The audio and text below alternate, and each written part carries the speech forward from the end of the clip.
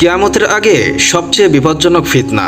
হযরত মুহাম্মদ মুস্তাফা সাল্লাল্লাহু আলাইহি ওয়াসাল্লাম বলেছেন, ইয়াজুজ ও মাজুজ প্রতিদিন সেই দেয়ালটি খোঁড়ে যেটা আল্লাহ তাআলা তাদের এবং পৃথিবীর মাঝখানে তৈরি করেছেন। যখন তারা দেয়ালের কাছে পৌঁছে যায় তখন তারা বলতে থাকে, আগামীকাল আবার আসব। কিন্তু পরের দিন সকালে যখন তারা ফিরে আসে তখন দেয়ালটা আগের মতোই শক্ত থাকে। তারপর একদিন তারা বলবে, ইনশাআল্লাহ আগামীকাল এটা শেষ করব, এবং পরের দিন সকালে সেই দেয়াল ভেঙে ফেলবে।